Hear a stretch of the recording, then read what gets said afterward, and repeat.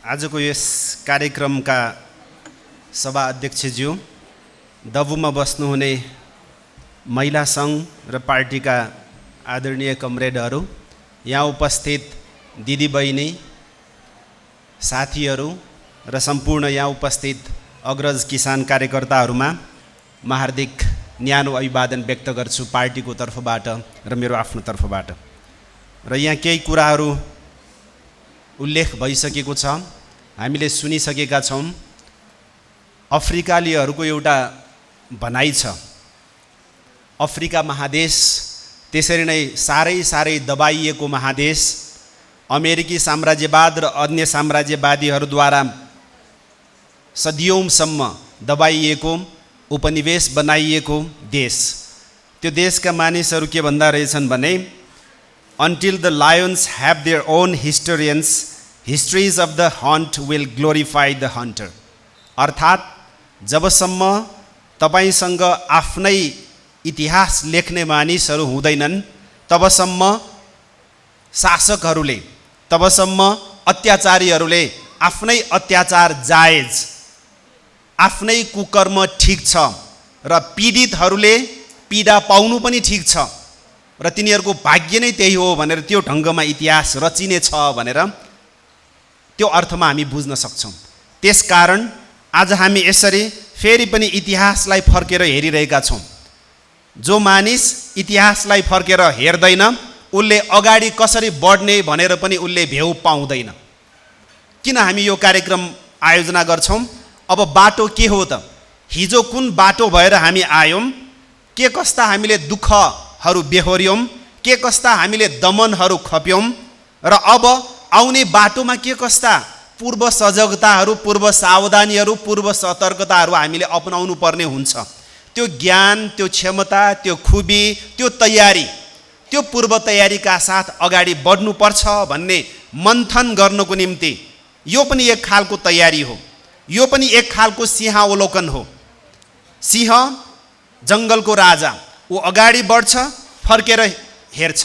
फर्केर नहेरिकन त्यस्तो बहादुर खालको जङ्गलको राजा त अगाडि बढ्दैन भने हामी त मनुवाहरू, मानिसहरू, हामीले पनि त्यसकारण फर्केर हेर्न आवश्यक छ।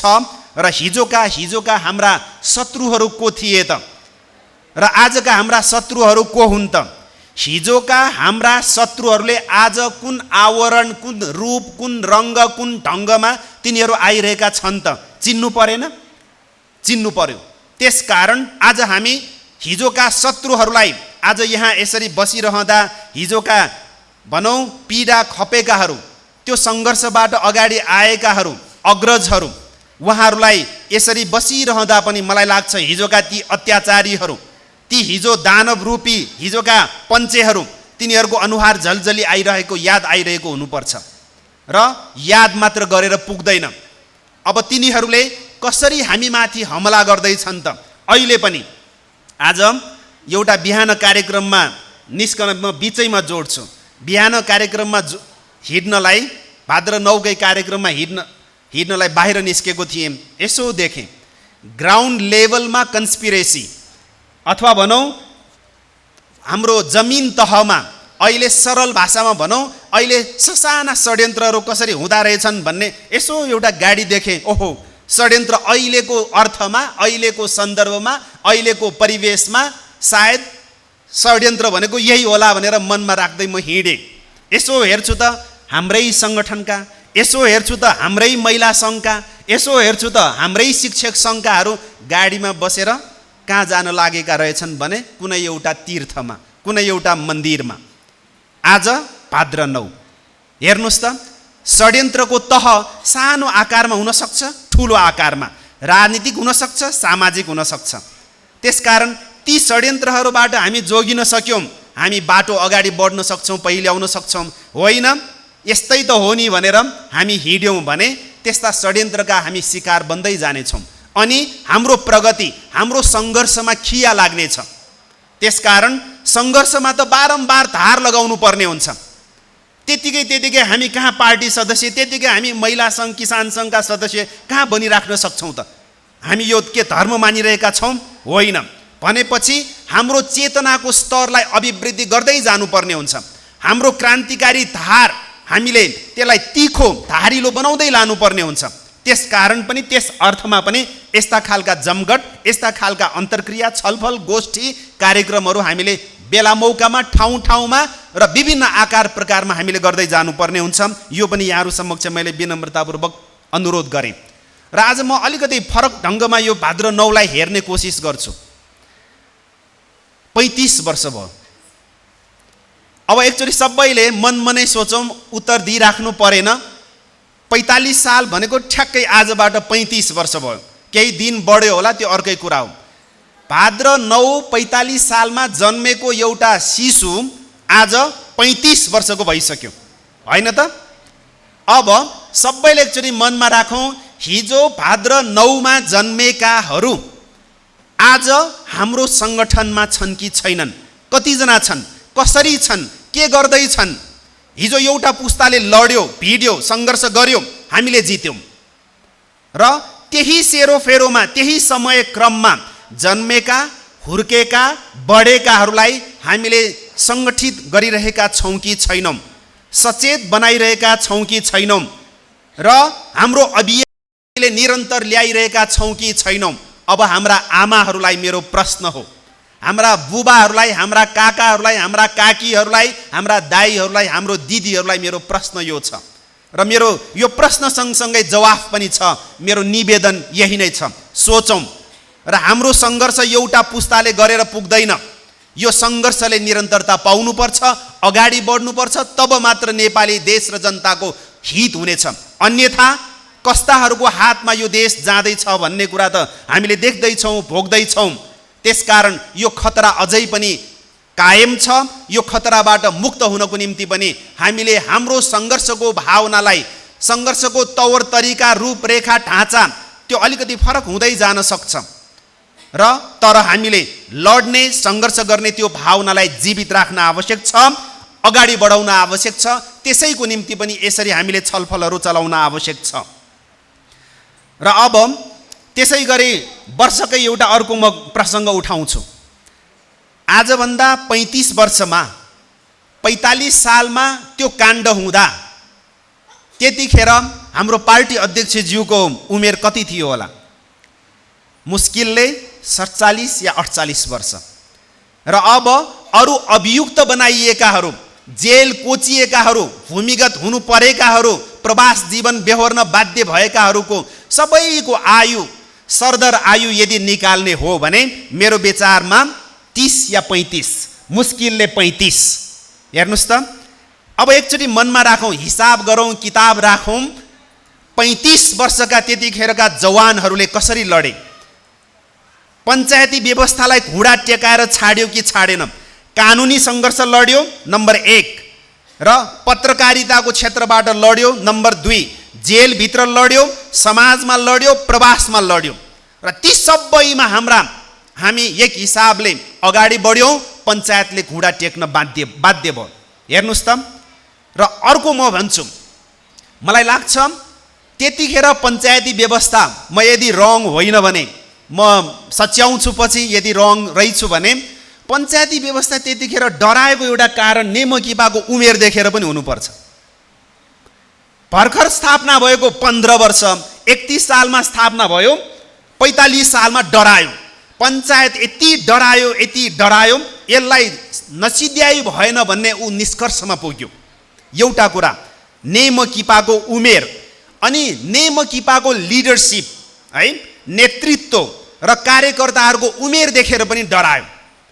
यी भर्खरका जवानहरू, यी भर्खरका भरभराउँदो उमेरकाहरू, यिनीहरूले यही स्पिड, उमेर सँगसँगै हामीसँग के थियो भने स्पिड, हामीसँग स्पिरिट थियो, हामीसँग आइडियोलोजी, विचार थियो, सिद्धान्त थियो, हामीसँग उच्च नैतिक बल थियो, हामीसँग साहस थियो, हामीसँग बहादुरी थियो।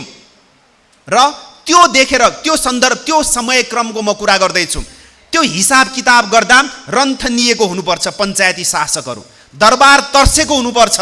अन्यथा त्यस्तो सानो घटनामा पञ्चायतले अब सिद्ध्याइहालौँ, यही बखत हो भनेर त्यस्तो विपत्तिको घडीमा पञ्चायतले त्यो कुबुद्धि देखाउने थिएन। विनाशकाले विपरीत बुद्धि भनिन्छ नि त। हो, पञ्चायतले त्यतिखेर त्यही अवसर नेमकिपाको उमेर, नेमकिपाका कार्यकर्ताहरू, युवा कार्यकर्ताहरूको उमेर र तिनीहरूको स्पिरिट, तिनीहरूको लेभल र सिद्धान्त, विचार, उच्च मनोबल, साथसाथै अध्ययनको गहिराई र सक्रियता, ती सबै कुराहरूलाई देखेर पञ्चायती नेतृत्व, त्यति मात्र होइन, पञ्चायती नेतृत्वलाई गाइड गर्ने विदेशी प्रतिक्रियावादी साम्राज्यवादी तत्त्वहरू डराएकै हुनुपर्छ। सबैभन्दा बढ्ता डरायो को होला हुनुपर्छ भने भारतीय एकाधिकार पुँजी र भारतीय विस्तारवादीहरू। किनभने त्यही बखतमा नेमकिपाले सुस्ता काण्डको विषयमा नेमकिपाले कुरा उठाइसकेको थियो। नेमकिपाले स्थापनामा यो भारत भन्ने देशले नेपाललाई पेलिरहेसम्म हाम्रो भविष्य रहने छैन भनेर नेमकिपाले लिखित रूपमा दस्तावेज तयार गरिसकेको थियो।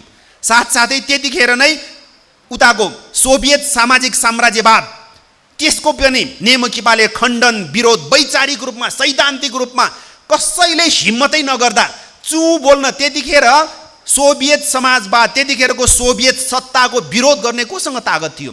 सबै लम्पसार परेर घुँडा टेकेर स्वाद चाख्न व्यस्त थिए त्यतिखेरका बुद्धिजीवीहरू, त्यतिखेरका कम्युनिस्ट भनाउँदाहरू।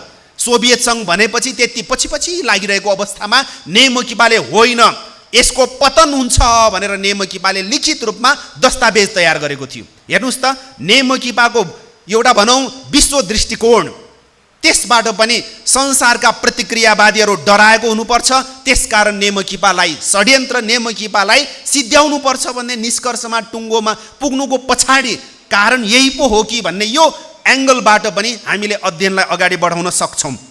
र मैले उमेरका केही कुराहरू यहाँहरू समक्ष मैले राखिहालेँ। र अब एउटा अर्को पक्ष पनि यहाँ नदोहोरिने कुरा मात्र म गर्न अनुमति चाहन्छु। अरू भुक्तभोगीहरू त्यतिखेर सङ्घर्षमै उत्रेकाहरूबाट त हामी सुन्छौँ नै, र मसँग त्यो खालको अनुभव छैन।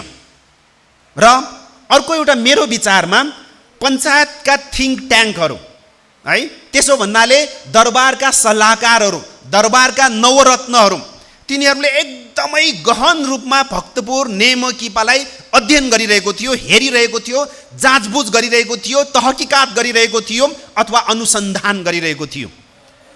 पञ्चायतको, म यदि रङ होइन भने, पञ्चायतको सबैभन्दा ठुलो खुबी के थियो भने उसको जासुसी संस्था गुप्तचर, सबैभन्दा उसको ठुलो शक्ति, पञ्चायतसँग शक्ति अन्तर्निहित के थियो भने गुप्तचरी गर्न माहिर, गुप्तचरी, अरू सबै काम छोडेर भए पनि गुप्तचरी गर्न सक्ने। गुप्तचरी गर्दा गर्दा एकजना मास्टरले, मार्स्याबले कक्षा कोठामा, विश्वविद्यालयको कक्षा कोठामा के पढायोदेखि लिएर प्राइमेरी कक्षामा के पढायोसम्मको हिसाब किताब, त्यसको सबै हर हिसाब पञ्चायतसँग थियो, दरबारसँग थियो, राजासँग थियो। त्यही आधारमा एउटा मार्स्याबलाई त कक्षा कोठाबाट पक्रेर लान सक्ने पञ्चायतले हामीलाई त्यतिकै छोडिरहेको थियो होला त? विश्वास गर्न सम्भव छैन। त्यस आधारमा त्यतिखेर पञ्चायतको नजरमा के पर्यो भने अरू नगरपालिका आदि इत्यादिबाट भए गरेका काम क्रियाकलापहरू, गतिविधिहरू त छन् नै। एउटा कुरा उसको निम्ति के असह्य भयो भने प्रौढ कक्षा। महिलाहरूको निम्ति नेमकिपाका अग्रजहरूले वार्डमा, ठाउँमा, गाउँमा, टोलमा गएर महिलाहरूलाई भेला गरेर प्रौढ कक्षा, साक्षरता कक्षा चलाएकोबाट तिनीहरूले के अनुमान लगाएका थिए भने आज प्रौढ कक्षा पढाउला, यिनीहरू तयार हुन्छन्, यिनीहरू तयार भएर कहाँसम्म यिनीहरूले माग गर्छन्, कहाँसम्म यिनीहरूले सङ्घर्ष गर्छन् र कहाँसम्म सङ्घर्ष लम्ब्याउन सक्छ भन्ने कुरा तिनीहरूसँग एक खालको तिनीहरूसँग बुझाइ थियो, एक खालको तिनीहरूसँग रिडिङ थियो। र त्यसबाट अब साँच्चीकै उनीहरूको गलत थियो भन्नलाई गलत भएन भनौँ। अब प्रौढ कक्षाबाट सुरु गरेर हामीले अहिले विश्वविद्यालयको कुरा गरिरहेका छौँ। हेर्नुहोस् त, यो एक खालको एजम्सन होइन, पञ्चायतको एजम्सन, पञ्चायतका नवरत्नहरूको एजम्सन रङ थिएन भन्ने कुरा यसबाट पनि थाहा हुन्छ। त्यसकारण अब आज हामी विश्वविद्यालयको कुरा गरिरहेका छौँ। त्यसकारण यहीँनिर निमोठी दियौँ भनेर प्रौढ कक्षाको माध्यमबाट राजनीतिक कक्षाहरू सञ्चालन गर्न थाल्दा हाम्रा पार्टीका केन्द्रीय अध्यक्षज्यू आउँदै हुनुहुन्छ र उहाँलाई स्वागत गरौँ र मञ्च आसन ग्रहणको निम्ति म हार्दिक अनुरोध गर्छु।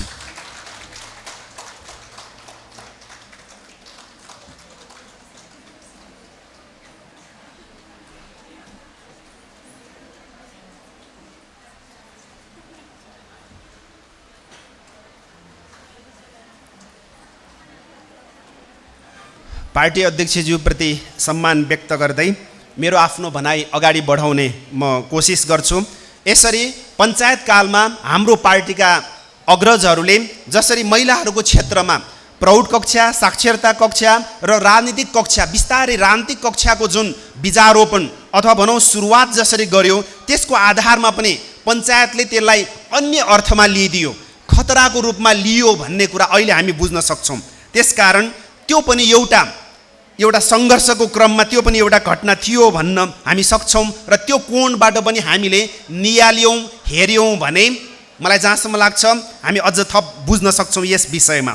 साथसाथै हामीलाई थाहा छ हाम्रो पार्टी अध्यक्षज्यू 2036 सालसम्म प्रवासमा हुनुहुन्थ्यो, हाम्रो पार्टीको नेतृत्व, र उहाँहरू फर्किसक्नु भएपछि, नेपालमा फर्किसक्नु भएपछि हामीलाई थाहा छ विशेष एउटा सामाजिक रूपमा भनौँ, सांस्कृतिक रूपमा भनौँ, परिवर्तनको निम्ति एउटा शैक्षिक क्षेत्रमा अझ बलियो ढङ्गमा, व्यवस्थित ढङ्गमा हाम्रा दाजुभाइ दिदीबहिनीहरूलाई अगाडि बढाउनुपर्छ र शिक्षित बनाउनुपर्छ, शिक्षाको क्षेत्रमा केही काम गर्नुपर्छ भन्ने त्यो मान्यताका साथ अगाडि बढ्नुभएको अहिले हामीले यसो अध्ययन गर्दा हामी बुझ्छौँ।